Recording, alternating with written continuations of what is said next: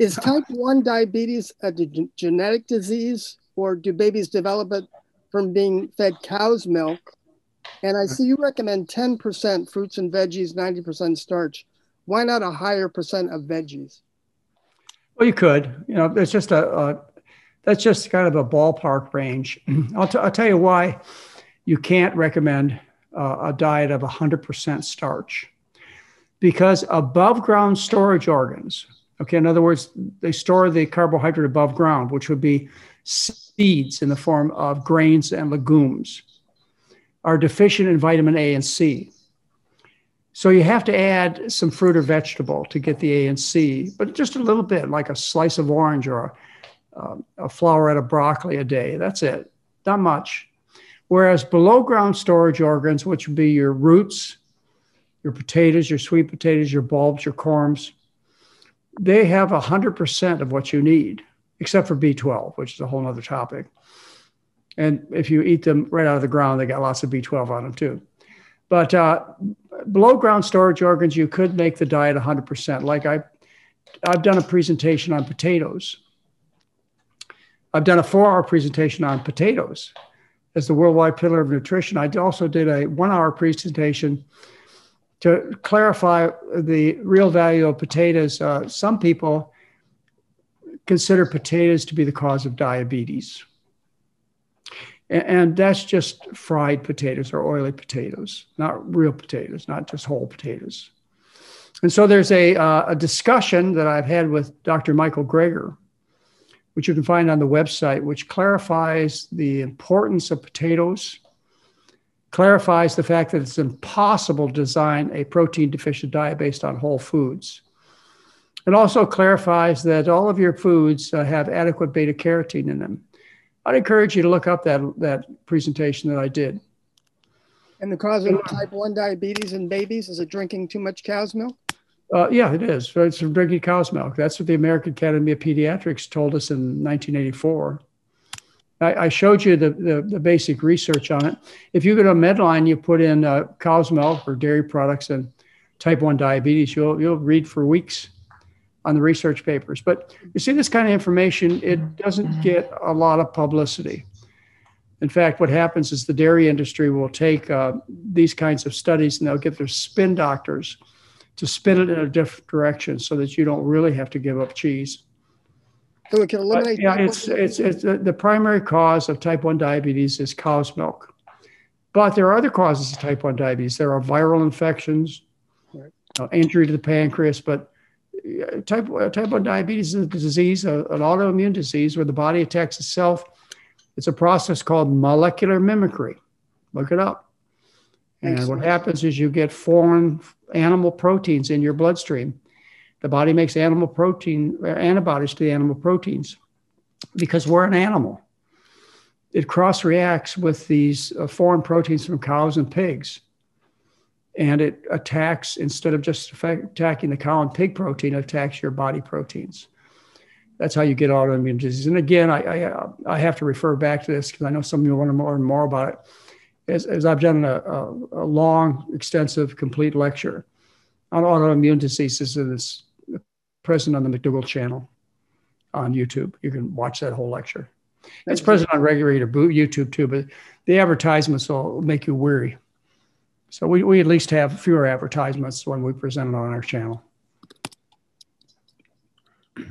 Thank you for that, Doctor. And next we have Shanti. Shanti, what is your question? Hi, Dr. McDougall. I just want to say thank you so much for your presentation. I learned a lot, and it's really an honor just to get to listen to you speak and to get to actually speak with you. I really just wanted to say thank you again for everything you've done. I've been vegan, whole food, plant-based, starch-based, starchitarian since birth. And at 45, I feel actually healthier than ever. And I've just been healthy, in excellent health for my whole life. And it was pretty difficult when I was young because in the 70s and 80s, there was a lot of pressure from family, friends, and community that basically my parents were on the border of child abuse for not feeding their children meat and dairy, but it's actually completely the opposite now. So I've just been reading and learning so much from you and from several of the other plant-based doctors, to kind of just been feeling really empowered, because in my life, I've inspired and guided a lot of people in this direction. And I'm just so inspired now. I've been following Dr. Rao, and I'm so committed to getting us to Vegan World 2026 for your grandchildren, for all the children. And I'm just so grateful for your life's work, because above all else, you are so uncompromised at telling the truth and just, being unapologetically straightforward about everything in a way that I could just cry sometimes, because not many people will do that. And I'm so moved, and I'm just so excited to continue learning and continue the good work. So thank you for everything you've done. And I'm so excited to keep learning and helping others to find this path. So bless you and take care. Thank you. Thank you very much. A couple of things that I'd like to expand upon. One is that I told you how sick I was as a young man. I almost died when I was eating the rich Western diet with enthusiasm, because my parents were worried about calcium and protein, because they thought those were the most important nutrients, even though there's no such thing as protein or calcium deficiency. It's never been reported on any natural diet. It's impossible. Yet industry took over and taught my parents about the importance of only two nutrients, which were protein and calcium, to sell dairy and meat.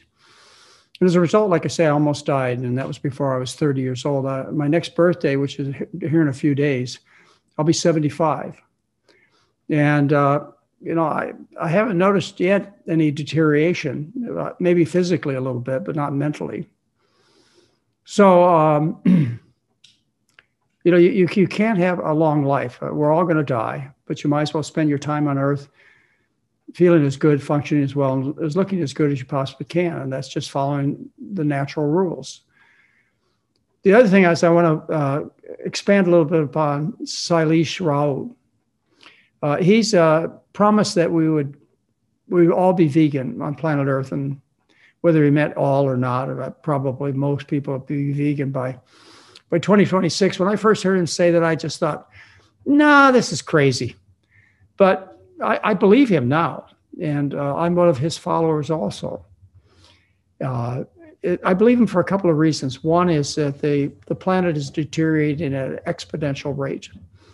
When I first started talking about this in 2004, when my first grandchild was born, there's a tremendous amount of denial out there. Tremendous denial about climate change and denial of the science. But that's changed. It's changed because of wildfires and droughts, hurricanes, tornadoes. There's not a place on Earth that's not affected by climate change. So people realize this, and they're almost to a point of desperation where they're ready to say, yeah, I'll even change my diet if I can have a home. You understand, ladies and gentlemen, once we raise our temperature above 2 degrees centigrade, nothing will live on planet Earth, and we're at 1.5 degrees centigrade now. I certainly hope the public gets up to speed fast enough, because I have 7 grandchildren. They have no future. The second thing is I took a look at the science, and I presented for you 10 studies on my website, a new website called the McDougallFoundation.org, www.mcdougallfoundation.org. And under news and insights, I talk about literature that you need to read, science you need to read. And I put those 10 studies up there for you, and they're all open access, so you can read the entire study.